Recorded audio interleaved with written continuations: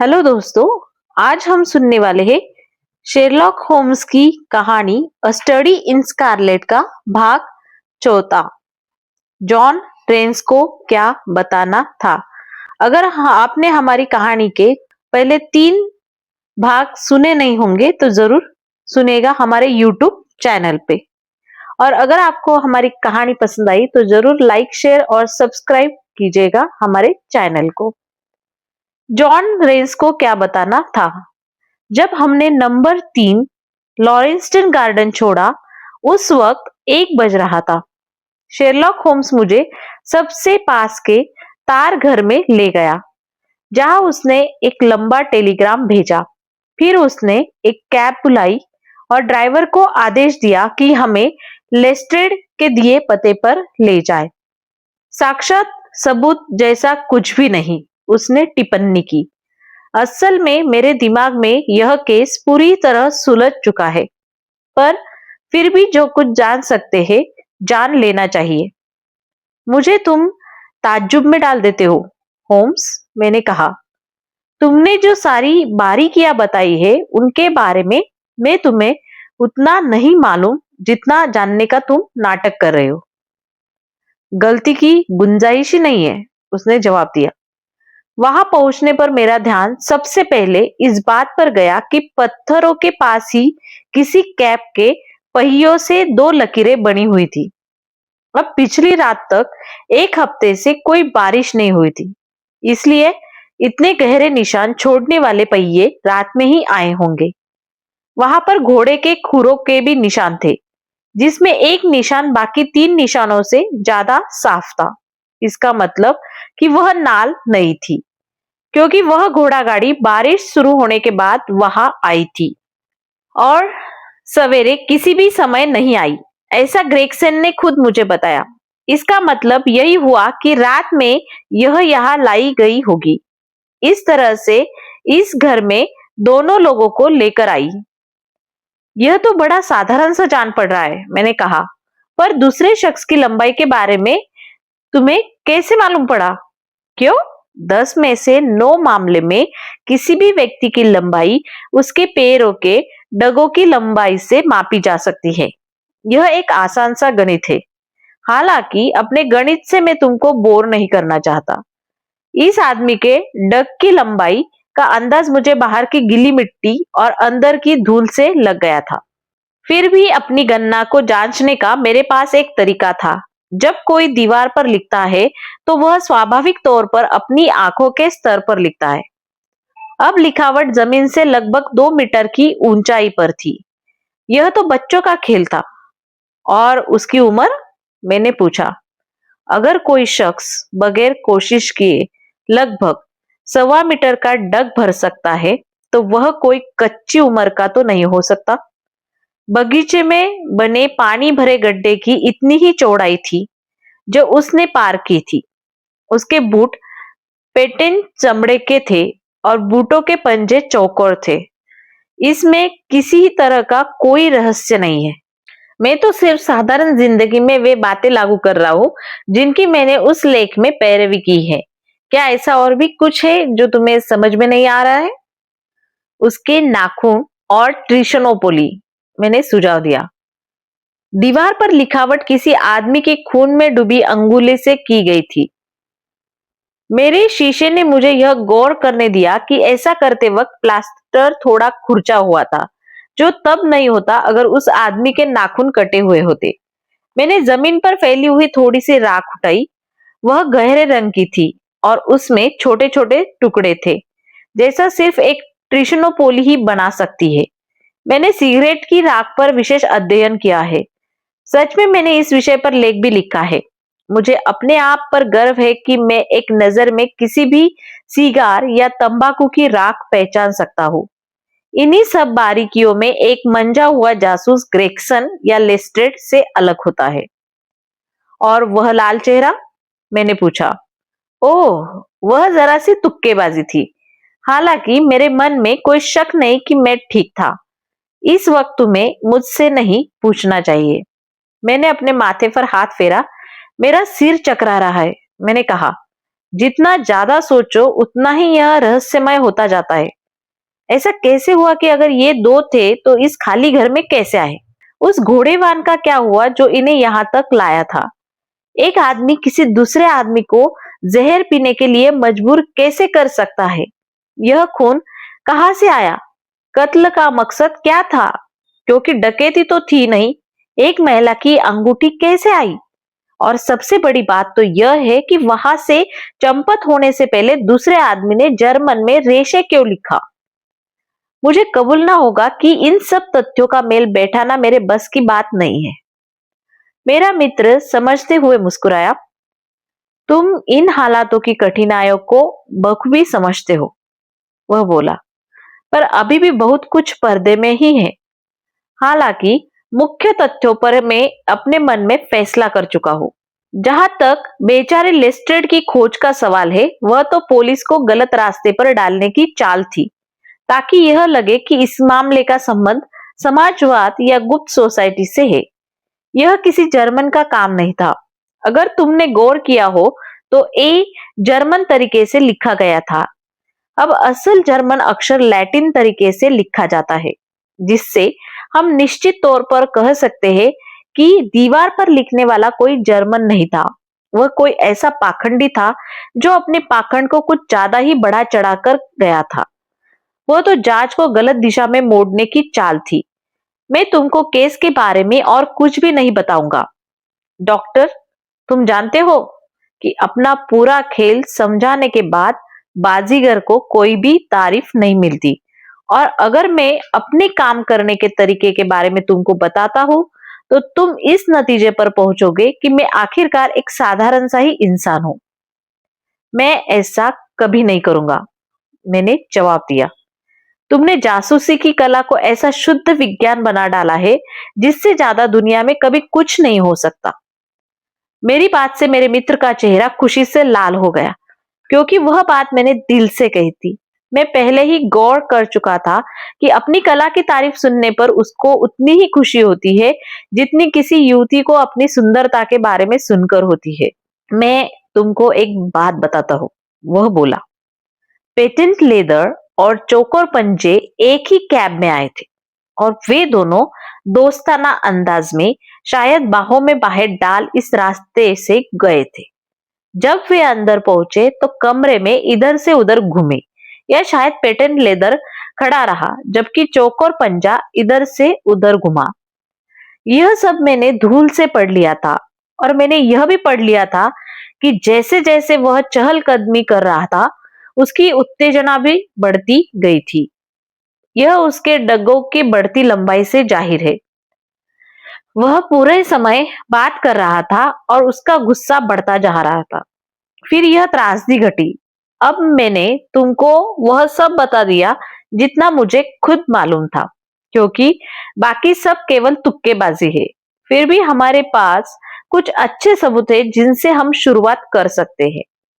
हमें जल्दी करनी चाहिए, क्योंकि आज दोपहर में नॉर्मन नेरूडा को सुनने के लिए हल्ले के कॉन्सर्ट में जाना चाहता हूँ।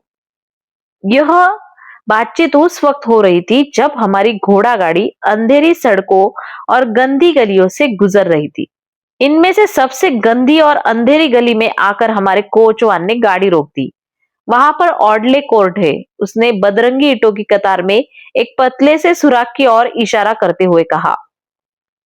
ऑडले कोर्ट कोई सुंदर जगह नहीं थी। वह पतली गली हमें एक चौराहे पर ले गई जिस पर झंडे टंगे थे और चारों ओर गंदे घर थे। हम मैले कुचेले बच्चों और गंदे कपड़ों के बीच से होते हुए नंबर 86 पर आए, जिसका दरवाजा पीतल के एक टुकड़े से सजा था जिस पर रेंस का नाम खुदा था। पूछताछ करने पर हमने पाया कि कांस्टेबल बिस्तर में था और हमें आगे के कमरे में बिठा दिया गया। हम उसका इंतजार कर सके और हमें आगे के कमरे में बिठा दिया गया क्योंकि हम उसका इंतजार कर सके। कुछ समय बाद वह आया और नींद से जगाए जाने के कारण थोड़ा चिढ़ा हुआ था। मैंने ऑफिस में अपनी रिपोर्ट दे दी है, वह बोला। होम्स ने अपनी जेब से आधा संवेरन निकाला और उससे खेलने लगा। हमने सोचा कि हम तुम्हारे मुंह से ही सुनना चाहेंगे। वह बोला, जो कुछ भी मैं बता सकता हूँ वह बताने में मुझे बड़ी खुशी होगी। कांस्टेबल ने जवाब दिया। उसकी आंखें सुनहरे सिक्के पर टिकी थी।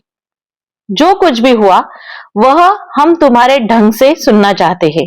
मैं सब कुछ शुरू से बताता हूँ। वह बोला, मेरा वक्त रात 10 बजे से सुबह 6 बजे तक है। 11 बजे व्हाइट हार्ट में लड़ाई हुई, पर उसके अलावा गश्त के दौरान सब शांत था। 1 बजे बारिश शुरू हो गई और मैं हैरी मर्चर से मिला, जो कि हॉलैंड ग्रोव गश्त पर था। हम लोग हेनरिटा सड़क के मोड़ पर खड़े बातें करते रहे। थोड़ी देर बाद, शायद 2 बजे या उसके बाद, मैंने सोचा कि ब्रिक्सटन रोड पर जाकर देखूं कि सब कुछ ठीक ठाक है या नहीं। वहां काफी गंदगी थी और सन्नाटा भी। मुझे पूरी रात भर कोई नहीं मिला। हालांकि 1 या 2 कैब जरूर मिली थी। मैं ऐसे ही टहल रहा था, मन में सोचते हुए कि इस समय गरम जीन मिल जाए तो कितना अच्छा हो। तभी अचानक इस घर की खिड़की से कुछ रोशनी मुझे दिखाई पड़ी। मैं जानता था लोरेस्टन गार्डन के ये 2 घर खाली पड़े थे, जिसका कारण था उन घरों का मालिक जो नालियां साफ नहीं करता था। इनमें से एक घर में रहने वाला किराएदार टाइफाइड बुखार से मर गया था। इसलिए मैं वह रोशनी देखकर सन्नाटे में आ गया। मुझे शक हुआ कि कहीं कुछ गड़बड़ है। जब मैं दरवाजे पर पहुंचा, तुम रुके और बगीचे के गेट तक वापस गए। मेरे मित्र ने टोका, ऐसा तुमने क्यों किया? रेंस बुरी तरह हड़बड़ा गया और भौचक्का होकर शेरलॉक होम्स से कहने लगा, यह सच है सर। वह बोला, परंतु आपको कैसे मालूम पड़ा? दरअसल जब मैं दरवाजे तक आया, यहाँ इतना सन्नाटा था कि मैंने सोचा कि बेहतर होगा कि मेरे साथ और कोई हो। मुझे कब्र के ऊपर जिंदा किसी भी आदमी से डर नहीं लगता, पर मैंने सोचा कि वह जो टाइफाइड से मरा था, कहीं उन नालियों को देखने तो नहीं चला आया था जिनकी वजह से वह मरा था। इस विचार से मैं डर गया और मैं यह देखने वापस गेट तक गया कि मुझे मर्चेंट की लालटेन दिखाई दे जाए, पर वहां ना उसका निशान था और ना ही किसी और का। सड़क पर भी कोई नहीं था, कोई जीवित आदमी नहीं था सर, एक कुत्ता तक नहीं था। फिर मैंने अपने आप को संभाला और वापस जाकर धक्के से दरवाजा खोला। अंदर सब शांत था, इसलिए मैं उस कमरे में गया जहां रोशनी जल रही थी। मेंटल पीस पर एक लाल मोमबत्ती टिमटिमा रही थी। वहां रोशनी आ रही थी और उस रोशनी में मैंने देखा, हाँ, तुमने जो देखा वह सब मुझे मालूम है। तुमने कई बार कमरे के चक्कर लगाए, फिर तुम लाश के पास घुटनों के बल बैठ गए और फिर तुमने जाकर किचन का दरवाजा खोलने की कोशिश की और फिर भयभीत चेहरा और आंखों में शक लिए जॉन रेंस झटके से खड़ा हो गया। तुम कहां पर छिपे हुए थे कि यह सब तुमने देख लिया? वह चिल्लाया। मुझे लगता है कि तुमको जितना मालूम होना चाहिए था तुम उससे कहीं ज्यादा जानते हो। होम्स हंसा और कांस्टेबल की मेज पर अपना कार्ड फेंका। हत्या के लिए कहीं तुम मुझे जेल मत भिजवा देना। वह बोला, मैं तो खोजी कुत्तों में से एक हूं, भेड़िया नहीं हूं। मिस्टर ग्रेगसन या लेस्ट्रेड इस बात का जवाब देंगे। आगे बोलो, फिर तुमने क्या किया? रेंस फिर से अपनी सीट पर बैठ गया, पर उसके चेहरे पर वह भौचक का भाव बरकरार रहा। मैं वापस गेट तक गया और सीटी बजाई। इससे मर्चेंट और अन्य लोग मौके पर आ गए। क्या उस वक्त सड़क खाली थी? खाली तो थी। अब यह प्रश्न उठता है कि वहां पर कोई काम का आदमी था या नहीं। तुम्हारा मतलब क्या है? कांस्टेबल के चेहरे पर मुस्कुराहट फैल गई। मैंने अपने जीवन में कई शराबी देखे हैं, वह बोला, पर इतनी बुरी तरह धुत आज तक किसी को नहीं देखा। जब मैं बाहर आया, वह गेट पर था, रेलिंग पर लेटा हुआ सा और फेफड़े फाड़ने की आवाज में जोर जोर से गाना गा रहा था। वह तो खड़ा भी नहीं हो पा रहा था। मदद करना तो दूर की बात है, वह किस तरह का आदमी था? शेरलॉक होम्स ने पूछा। इस पूछताछ से जॉन रेंस कुछ खिसिया सा लगा। वह एक अजीब तरह का शराबी लग रहा था। वह बोला, अगर हम इतने उलझे हुए नहीं होते तो वह अपने को हवालात में पाता। उसका चेहरा और उसके कपड़ों पर क्या तुमने गौर नहीं किया? होम्स ने बेचैन होते हुए पूछा। मैं समझता हूं कि मैंने उस पर गौर जरूर किया था, क्योंकि मैंने उसको सहारा देकर उठाया था। मर्चर और मैंने, वह एक लंबा आदमी था, लाल चेहरा लिए और निचला हिस्सा गोल था। इतना काफी है, होम्स बोल उठा। उसका क्या हुआ? हमारे पास उसकी देखभाल करने के अलावा भी बहुत सारे काम थे, पुलिस वाले ने आहत आवाज में कहा। मुझे यकीन है कि वह ठीक ठाक अपने घर पहुंच गया होगा। उसने किस तरह के कपड़े पहने हुए थे? एक भूरा ओवरकोट। क्या उसके हाथ में चाबुक था? चाबुक? नहीं, वह उसे कहीं छोड़ आया होगा। मेरा मित्र बुदबुदाया। उसके बाद तुमने कोई घोड़ा गाड़ी देखी या सुनी? नहीं। यह तुम्हारे लिए आधा सोवेरण है, मेरे मित्र ने हैट उठाकर खड़े होते हुए कहा। मुझे डर है रेंस कि तुम पुलिस में ज्यादा ऊंचे नहीं उठोगे।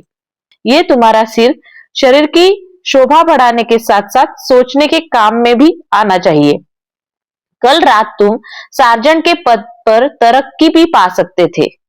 जिस आदमी को तुमने बाहों में थामा था, उसी के हाथों में इस रहस्य की गुत्थी थी और हम उसी आदमी को ढूंढ रहे हैं। इस बारे में बहस करने से अब कोई फायदा नहीं। मैं कह रहा हूं कि ऐसा ही है। चलो डॉक्टर। हम एक साथ कैब की ओर चले और अपने मुखबिर को अविश्वस्त और बेचैन सा छोड़ गए। बेवकूफ आदमी, होम्स ने कड़वाहट से कहा।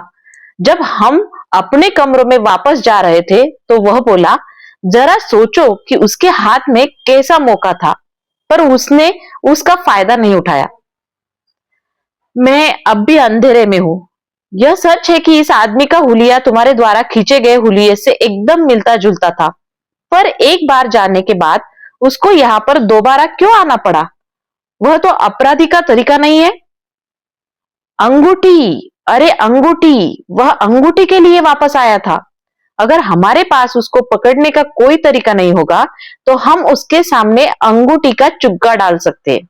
मैं उसे ढूंढ निकालूंगा डॉक्टर। मैं शर्त लगा सकता हूं कि मैं उसे ढूंढ लूंगा।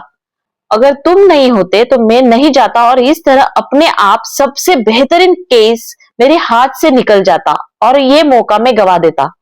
रक्त के लाल रंग का अध्ययन है, क्यों ना हम थोड़ी सी कला की भाषा का प्रयोग करें? जिंदगी में बदरंग धागे में हत्या का लाल रंग दौड़ रहा है और हमारा फर्ज है कि उस गुत्थी को सुलझाए और उसको अलग करके उसके हर कतरे को उजागर कर दे। अब लंच और फिर नॉर्मन नेरुडा, उसका हमला और उसके झुकने का अंदाज बहुत सुंदर है। वह चोपिन का छोटा सा कौन सा तराना है जिससे वह इतनी खूबसूरती से निभाता है? चालाला लीला ले।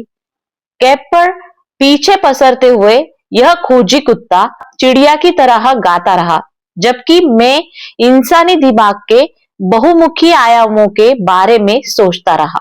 जल्दी ही आपके लिए लेकर आ रहे हैं अ स्टडी इन स्कारलेट का भाग 5। अगर आपको ये कहानी अच्छी लगी हो तो जरूर लाइक, शेयर और सब्सक्राइब कीजिएगा हमारे YouTube चैनल के इस तरह की कहानी सुनने के लिए। धन्यवाद।